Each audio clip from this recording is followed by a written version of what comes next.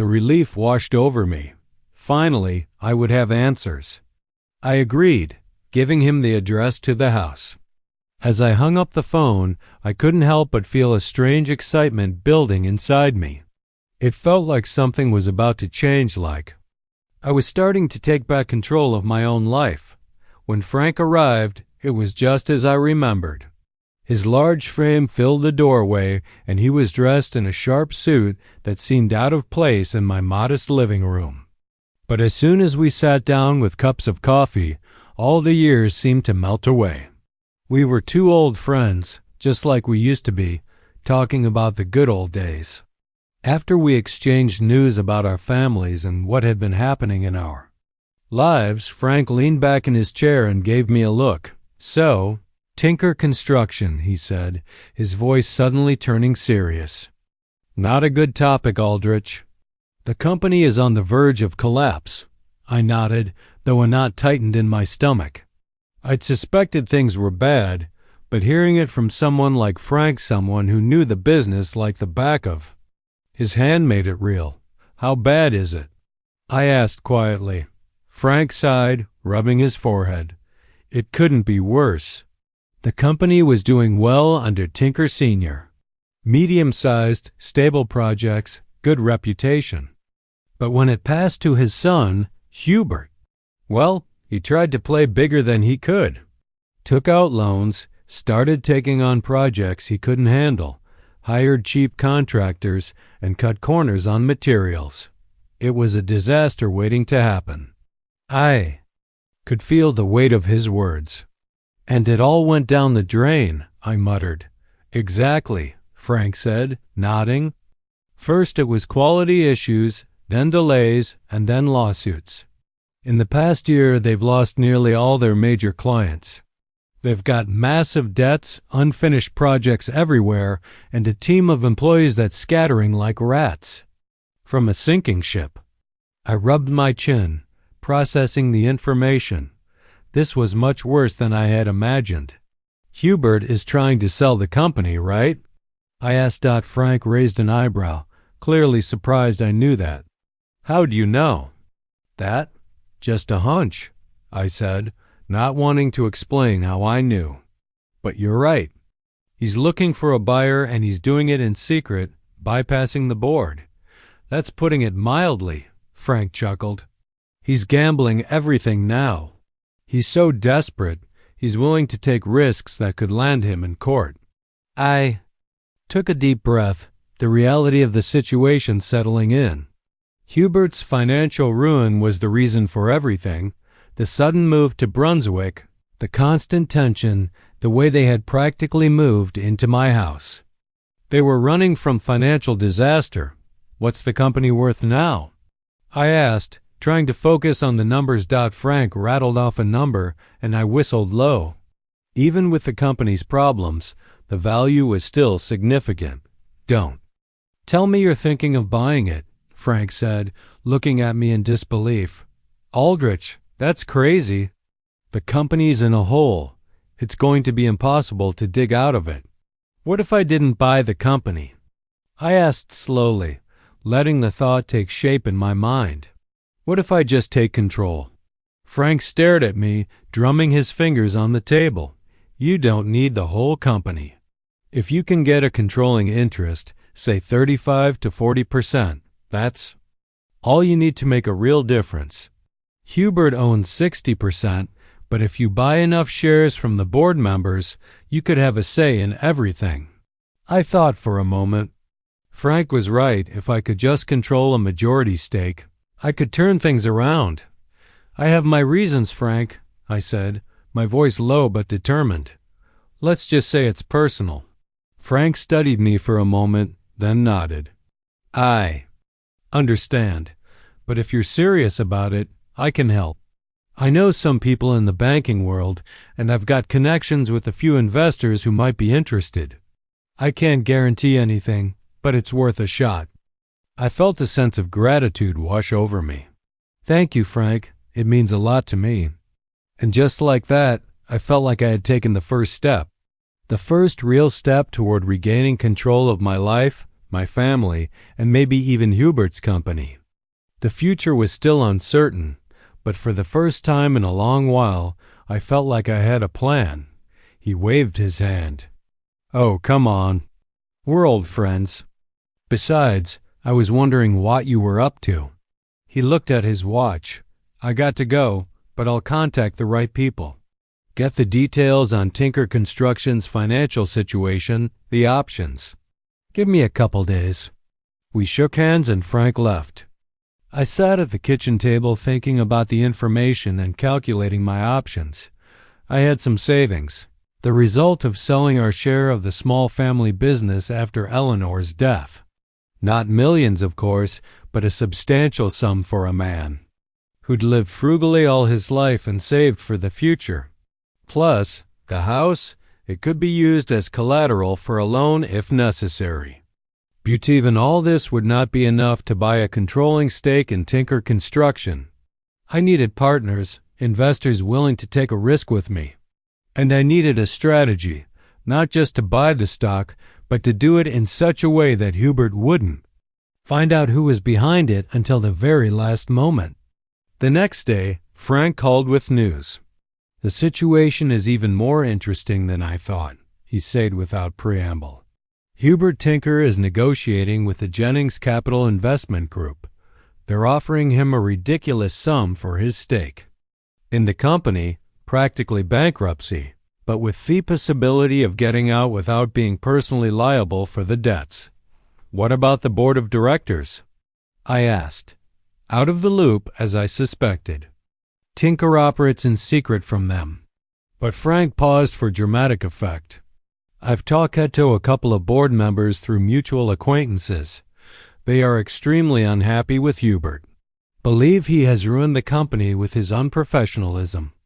If an alternative buyer comes along who will offer an adequate price and present a plan to get the company out of the crisis, they might support such a deal."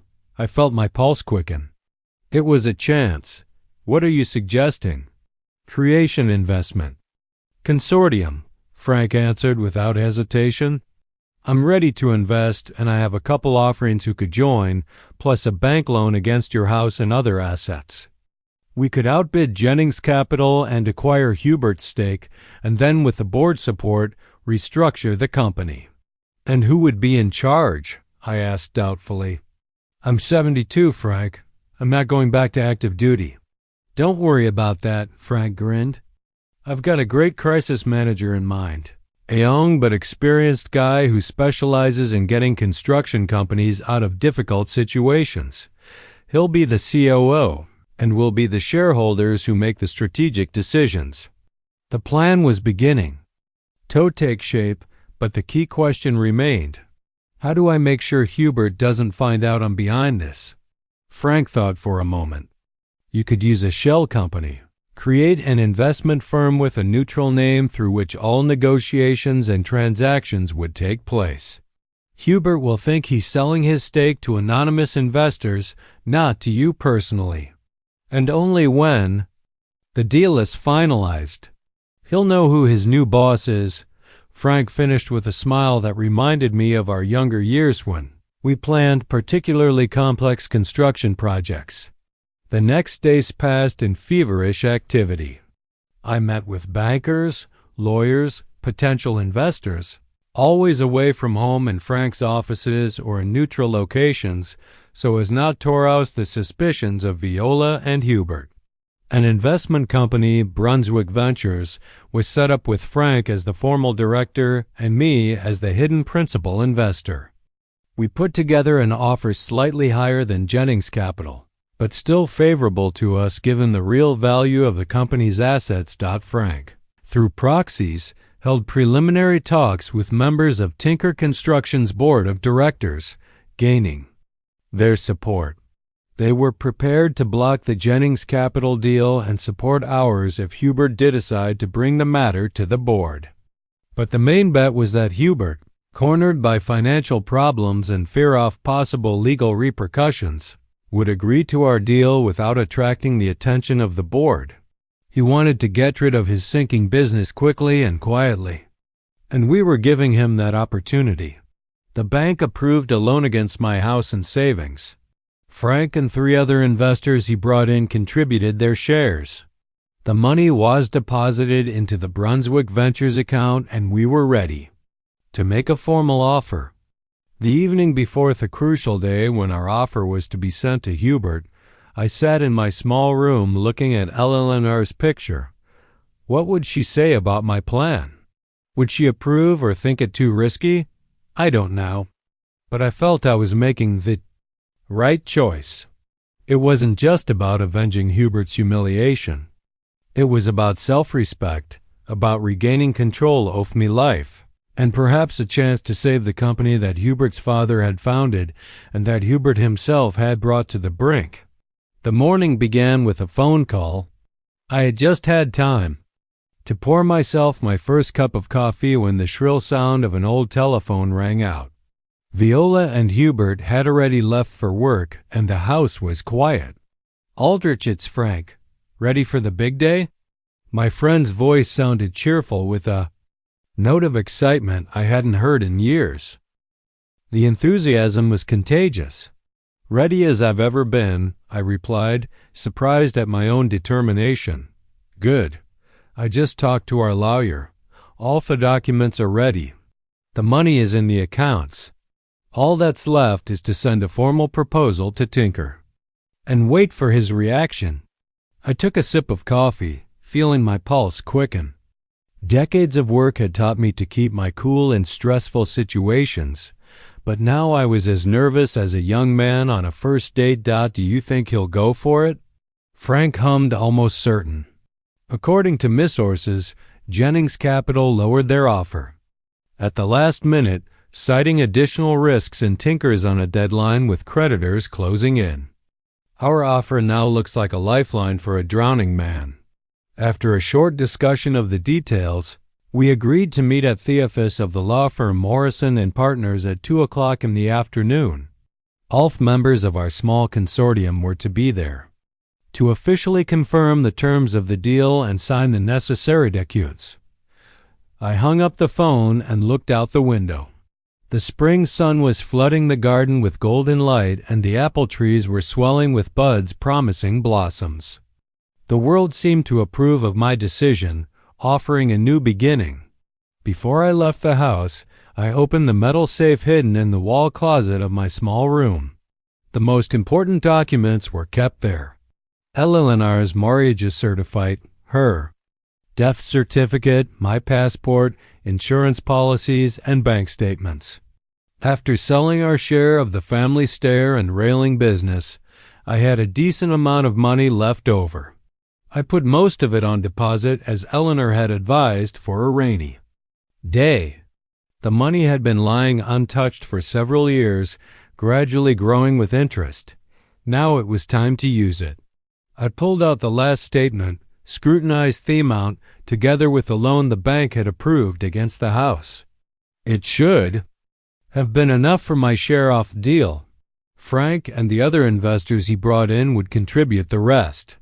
The Morrison and Associates office was in a modern glass and concrete building in the business district of Brunswick.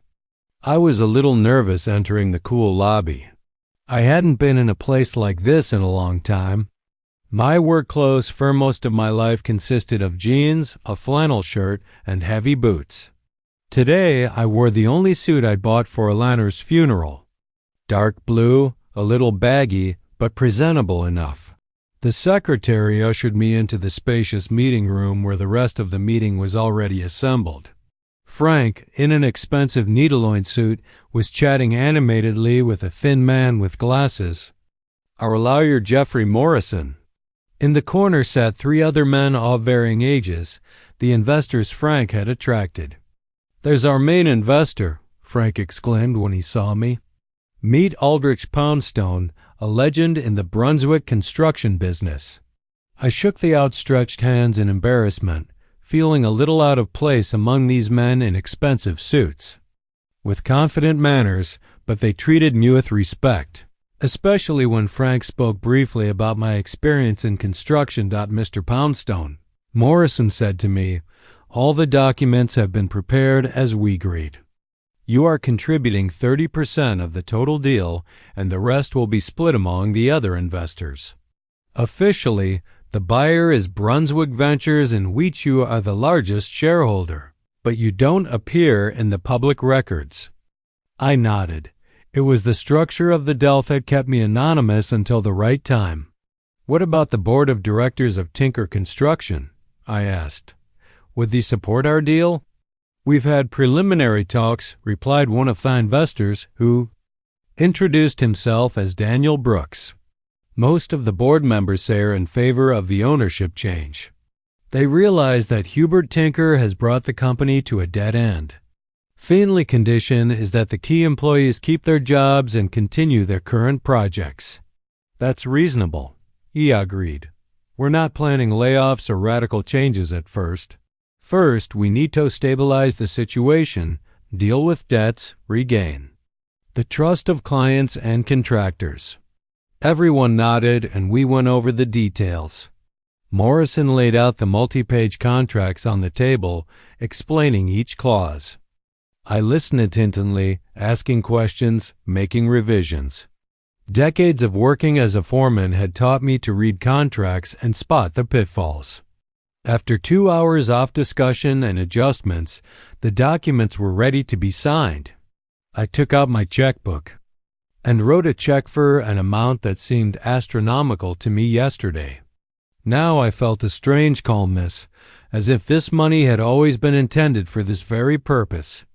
"Congratulations, Mr. Poundstone," Morrison said, accepting the check.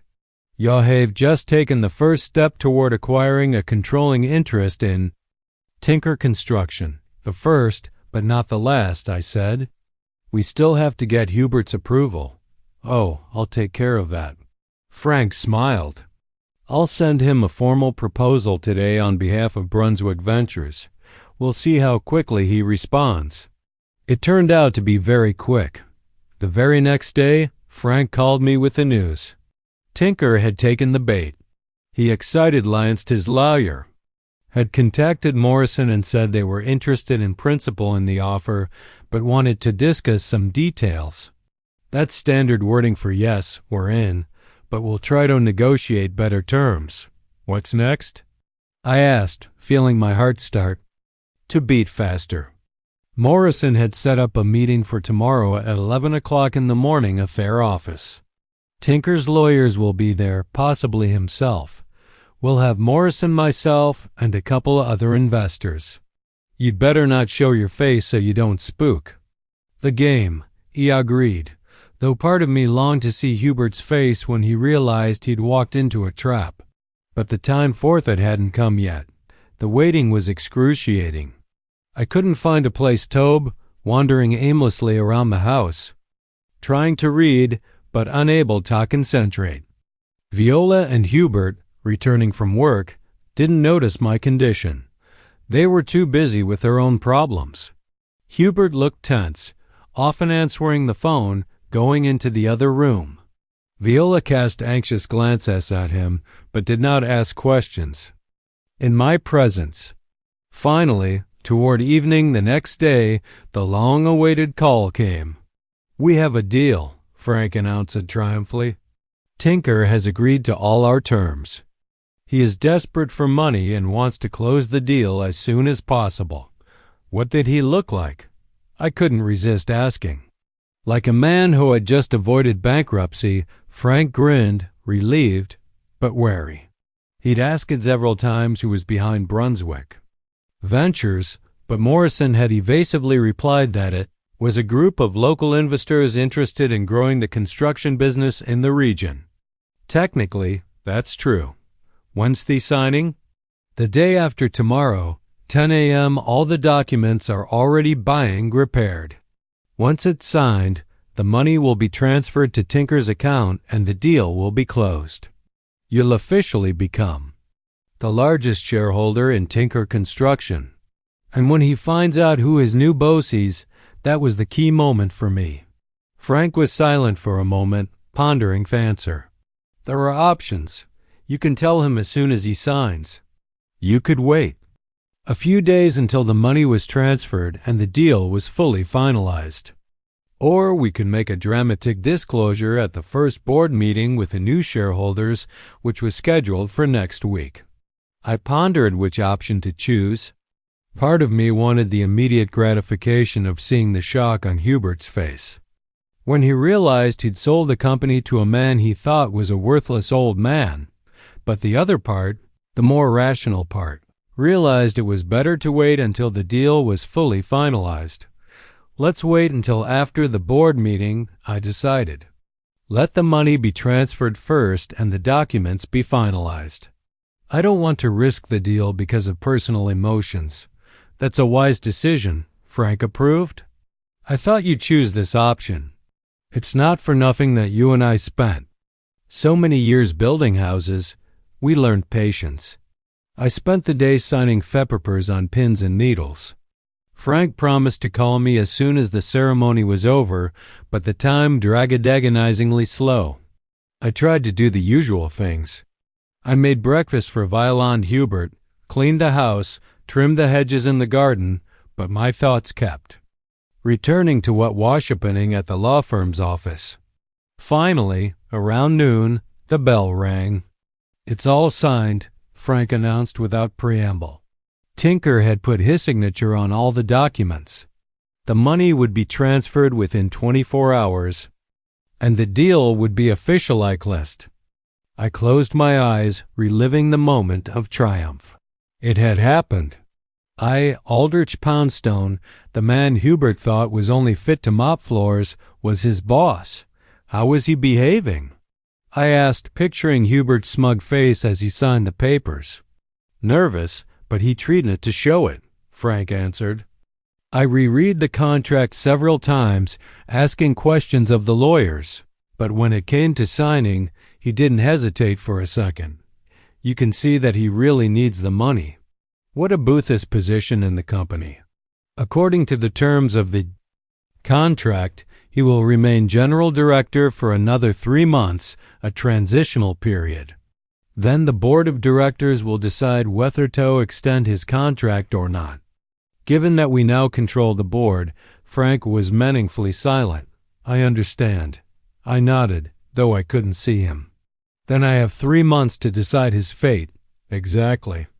In the meantime, he has no idea who his new boss is. The board meeting with the new shareholders is scheduled for next Thursday. That's where we'll lay our cards on the table. The next few days passed in a strange state of suspense. I continued to play the role of the dutiful father-in-law, doing the household chores Viola and Hubert had assigned me, but inwardly I felt a change. The humiliating demands were no longer bitter. Now I saw them as the last manifestations of the power Hubert would soon lose. It was like watching a play in progress, knowing an ending that was unknown to the actors. Hubert became unappeasably cheerful after signing the deal. He came home with a bottle of expensive whiskey and proposed a toast to new opportunities. Viola was surprised by his sudden optimism, but didn't ask questions in front of me. I silently raised my glass, thinking about how quickly my son-in-law's mood would change when he learned the truth. The day before the board meeting, I met with Frank and the rest of the investors to discuss strategy. We gathered in the conference room of the Regency Hotel, away from prying eyes. So tomorrow's the big day, Frank began as everyone settled around the table. Hubert Tinker will finally find out who his new boss is. But before we get to the personal stuff, let's talk about the company's strategy. The next 2 hours were devoted to business issues. How to stabilize the financial situation of Tinker Construction. Which projects to continue and which to freeze. How to restructure debts. How to regain the trust of clients and contractors. I listened attentively and made suggestions based on my many years of experience in construction. Despite my age, I still had a good understanding of industry. I knew its pitfalls and opportunities. Now, on a personal note, Frank said when the business part was over, how exactly are we going to let Tinker know who has become the company's largest shareholder? All eyes turned to me. I had already given it a lot of thought and had come to a definite decision. without any unnecessary drama. I said at the beginning of the meeting, Frank will introduce all the new shareholders, including me.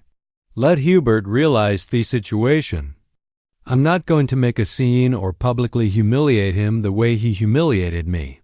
It will be enough to see the look on his face when he realizes what has happened. The investors nodded, approving of my approach. None of them knew the full backstory of our relationship with Hubert, but Frank let them know that I had personal motives for this deal. What about his future in the company? Daniel Brooks asked. Client, we've stipulated a 3-month transition period, but then what? Given his incompetence, I would recommend finding a new CEO, I wondered. Revenge was sweet, but business is business. We had invested heavily in this company and wanted to see it succeed. Let's see how he performs in these 3 months, I replied. If he can work under our guidance, follow the strategy we define, maybe he should be given a chance. If not, we'll look for a replacement. That's a reasonable approach, Frank agreed. After all, our goal is not to destroy the company, but to save it and make it profitable. When I returned home after the meeting, I found Hubert in the living room with a glass of whiskey. He looked unusually pensive. Good evening, Aldrich, he greeted me with unexpected politeness. How was your day? Not bad, I replied, surprised by his tone. And you? Interesting. He took a sip off whiskey. There's an important board meeting tomorrow. We'll meet the new shareholders of the company. That show it is. I tried to speak neutrally. It sounds important. Hubert nodded, unaware that I knew a lot more about the deal than he realized. You know, Aldrich, he said abruptly.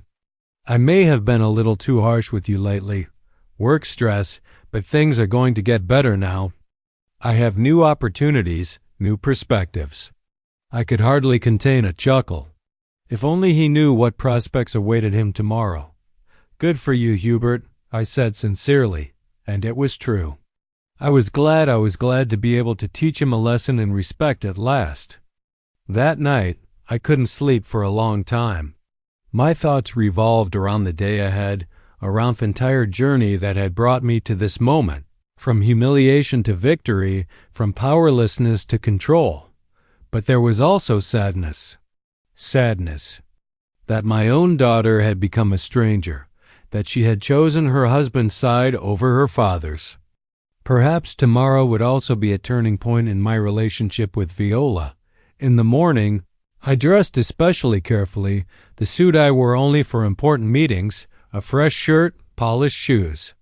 When I looked at myself in the mirror, I saw not the gutless old man I had felt a few weeks ago, but a man with dignity and strength. A man who would not let anyone else throw a dirty rag in his face. It went down to breakfast where Hubert was already finishing his coffee, getting ready for the very board meeting that will change his life. He was dressed in an expensive suit, his hair carefully styled, but there was tension in his eyes. He didn't yet know what was in store for him, but he might have sensed something. Have a good day, Hubert, I said, pouring myself a cup of coffee. I hope the meeting goes well. He gave me a strange look, as if surprised by my friendly tone, but nodded and left the kitchen. A minute later, I heard the front door slam, then the engine of Hisker start. I waited 15 minutes to make sure he wasn't coming back for something he'd forgotten. Then I left the house myself. Frank was supposed to pick me up at the street corner, so Viola wouldn't accidentally see us together from the window. Frank's car, a black Mercedes with tinted windows, was already waiting for me.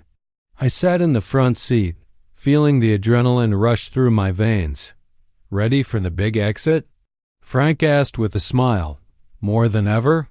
I answered, looking ahead. At the road fatal to the Tinker construction office, where not just revenge was waiting for me, but justice, restoration of my dignity. The Tinker construction office was in a 3-story brick building in Thebesinas district of Brunswick. It was nothing special, a standard 80s commercial building with large windows and a minimalist facade. The inside was just as impersonal. Gray carpeting, white walls with a few construction project posters, boring office furniture. It didn't look like a company that had been around for over 30 years and once had a solid reputation in the construction industry. Frank parked his Mercedes in the parking lot in front of the building. Hubert's car, a black SUV, was already parked there. I felt my pulse quicken. "He's already here," I said, nodding at my brother-in-law's car. "Great."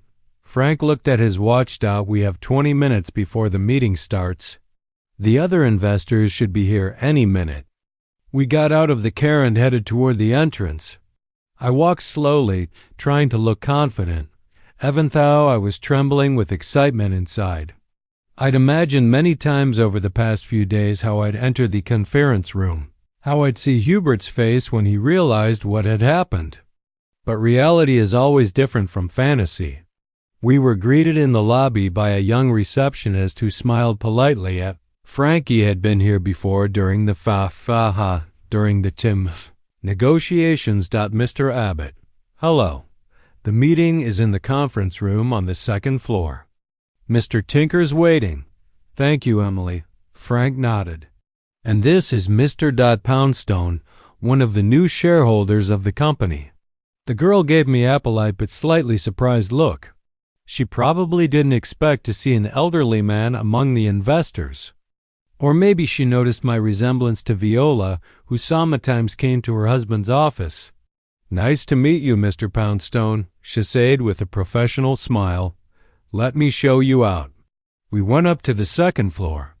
On the way, we met several other investors from our group, all in expensive suits with leather briefcases, exuding the confidence of people accustomed to business negotiations.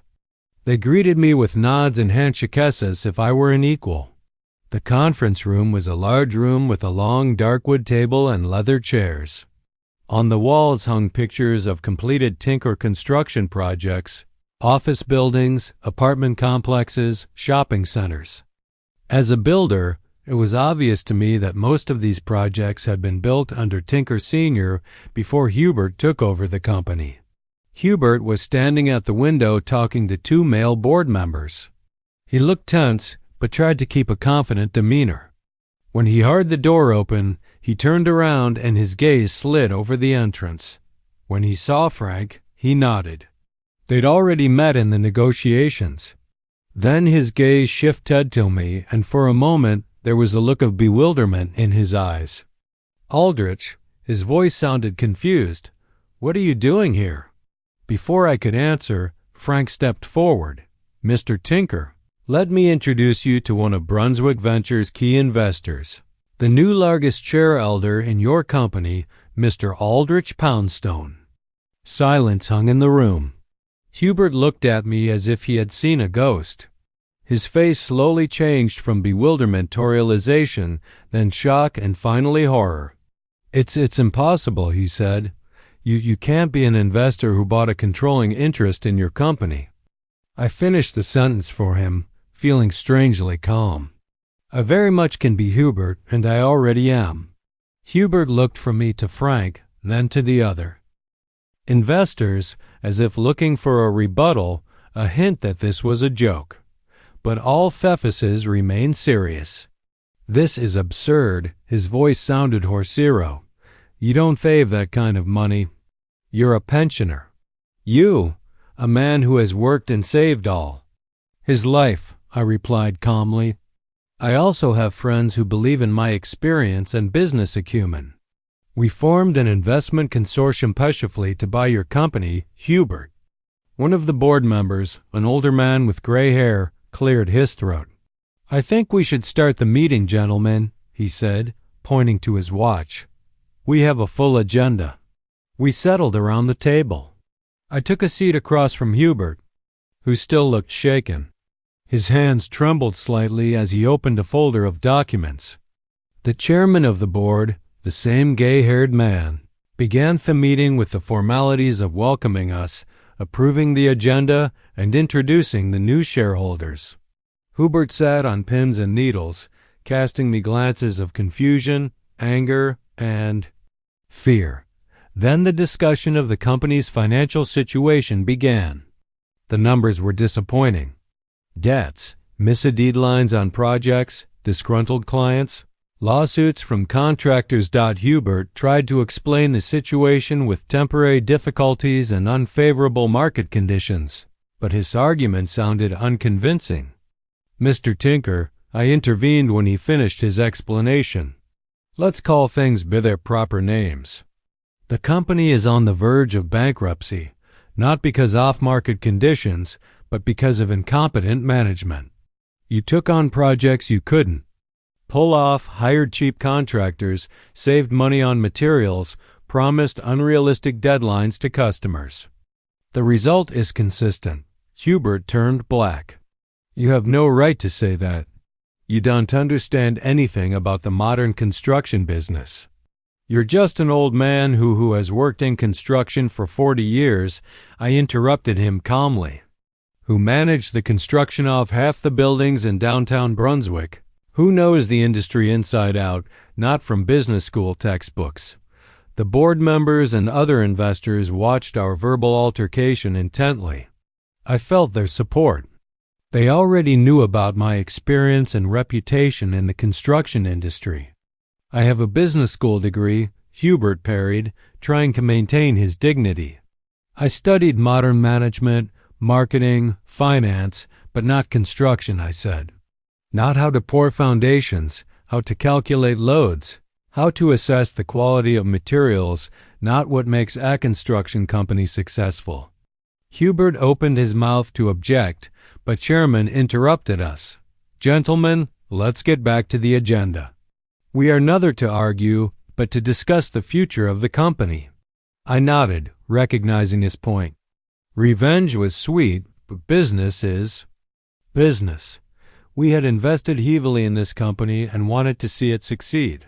Frank presented our plan to get the company out of the crisis, restructuring debt, focusing on completing current projects instead of chasing new ones, returning to the high-quality standards Tinker Construction had once been known for. What about the company's leadership? One of the board members asked, looking at Hubert and me. Under the terms of the contract, Mr. Tinker will remain CEO for another 3 months, a transition period, Frank replied. Then the board would decide whether to extend his term or appoint a new CEO. Hubert looked as if he had been slapped in the face. He had clearly not expected his position in the company his father had founded to be jeopardized. You can't just take me out, he said hoarsely. I'm Tinker. This is my company. Used to be yours. I corrected gently. Now we have controlling interest and the board of directors will make decisions based on the interests of the company, not your name. The meeting lasted another hour. We discussed concrete steps to stabilize the financial situation, interaction with creditors, strategy of work with clients and contractors. Hubert hardly participated in the discussion. He sat there immersed in his own thoughts, occasionally throwing hateful and bewildered glances at me. When the meeting was over and most of the participants had left the room, Hubert approached me.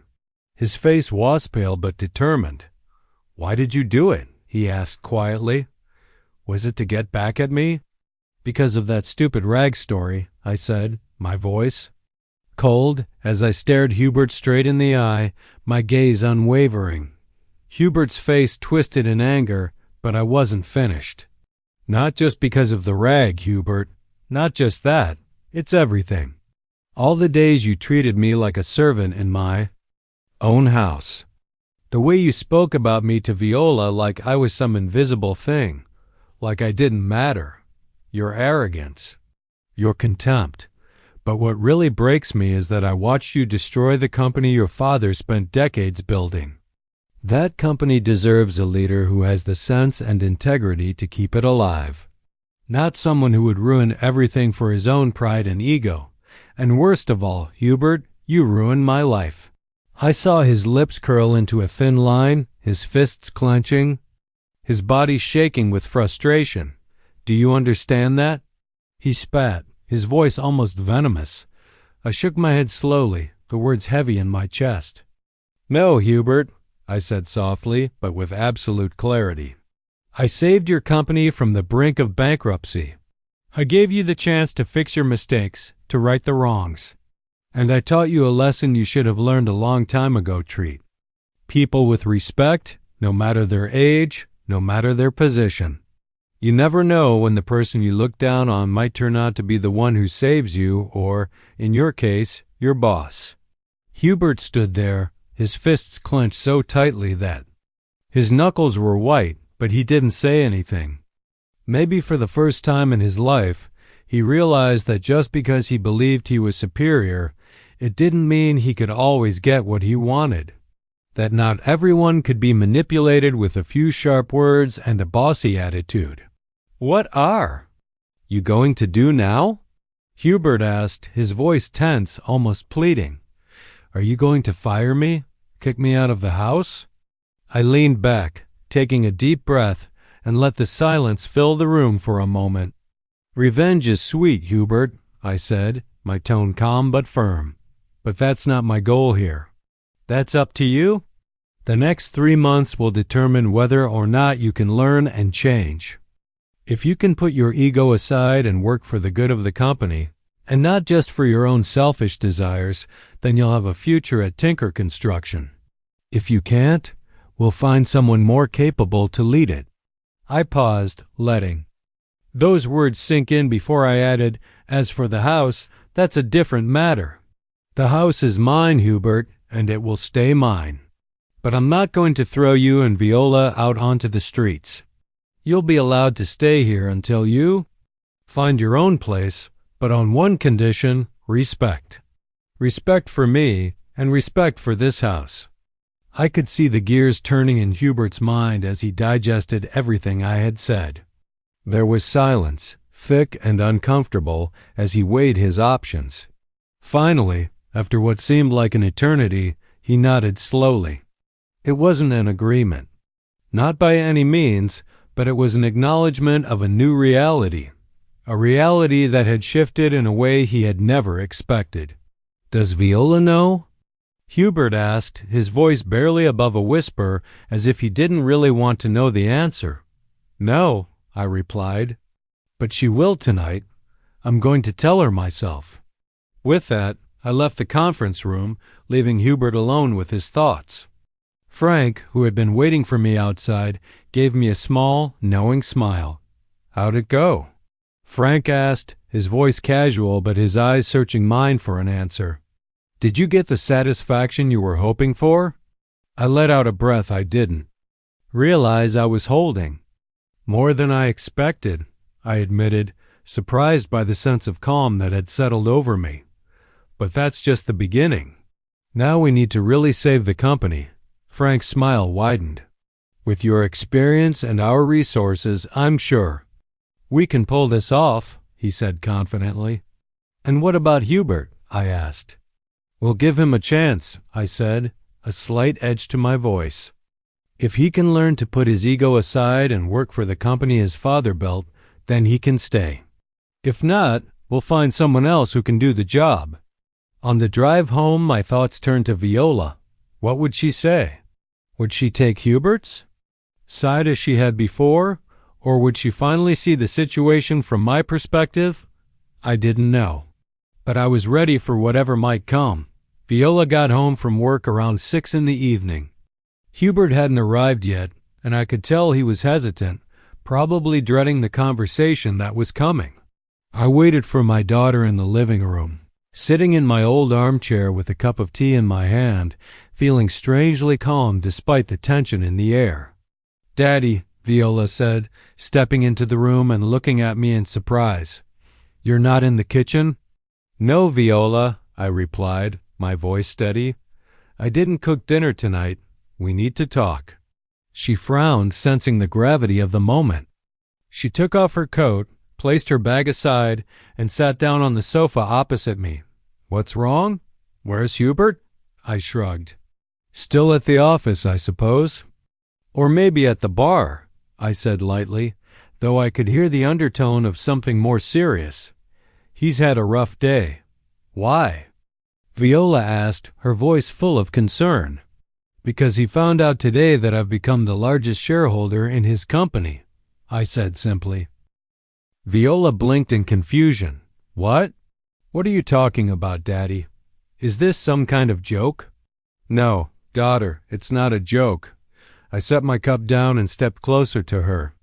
I, along with a group of investors, acquired a controlling interest in Tinker Construction. The deal was closed a few days ago. Today was the first board meeting where Hubert found out who his new boss is. Viola's face turned pale, and she stared at me, mouth agape. She opened her mouth, closed it, and then opened it again like she was struggling to find the words. "But how? Where did you get that kind of money? And why?" I met her eyes and answered, "The money came from selling our share of the family business after your mom passed away, plus a loan against the house and investments from my partners." She blinked at me, still not fully understanding. "But why? Dad, why do this?" I looked her straight in the eye and said, "After your husband threw a rag in my face and called me a servant. After you took his side instead of mine. After all those days when you treated me like a domestic servant in my own home." Viola's face shifted, and I could see the shame beginning to seep into her eyes. She looked down, but she didn't speak. "Papa, we didn't mean to ... double quote," she started, but I cut her off. "Don't, Viola," I said quietly but firmly. "You both knew exactly what you were doing. You saw me as an old man who could do nothing but mop floors and cook breakfast. But I set out to prove you wrong." Viola looked up at me, her voice barely above a whisper. "And now what, Papa? Will you throw us out of the house? Are you going to fire Hubert?" "No," I replied, shaking my head. "The house is mine, and it will stay mine, but you can stay here until you find your own place, as long as it's with respect. As for Hubert's job, that will depend on him. If he can put his ego aside and work for the company his father founded, he stays. If not, we'll find a replacement." Viola sat in stunned silence, her mind processing everything I had said. I could see her emotions shifting rapidly: disbelief, shock, understanding, and finally, something resembling respect. "I underestimated you, Dad," she said quietly, looking up at me with wide eyes. "We both did." "Yes," I replied softly. "You did. And that was your mistake. Never judge a person by their age or their appearance, especially if that person is your father, who has worked his whole life to give you a decent future." Just then, the sound of the front door opening interrupted our conversation. Hubert had come home. He walked in looking exhausted and defeated. When he saw us sitting there, he asked in a tired voice, "Have you told her yet?" "Yes," I said, nodding. "Viola knows about the deal and my new status in your company." Hubert looked at his wife, searching her face for support, but there was nothing there, only confusion. After a long pause, he sighed. "I'm going upstairs. I need to think." As Hubert left, Viola turned back to me. "What happens next, Papa?" she asked, her voice quiet but filled with uncertainty. "Life, Viola," I said simply. "A life where everyone gets what they deserve. A life where respect is earned, not demanded. Where age is not a judgment and experience is not a burden." She nodded, and in that moment I saw understanding in her eyes. Not forgiveness, not yet, but recognition of the new reality. A reality in which I was no longer an invisible shadow in my own home, and she was no longer a little girl who could offend her father without consequences. In the days that followed, much changed. Hubert no longer gave me orders, no longer demanded that I make breakfast or iron his shirts.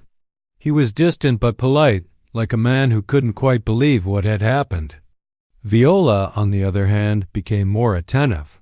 She started cooking for herself, cleaning up after herself, and even asking for my opinion on things, not out of obligation, but from newfound respect.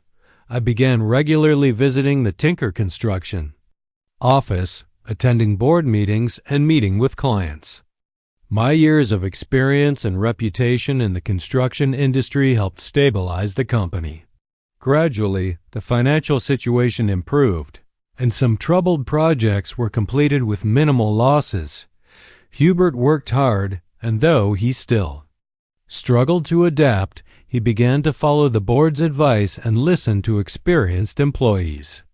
Maybe, just maybe, for the first time in his life, he realized that he wasn't always the smartest person in the room.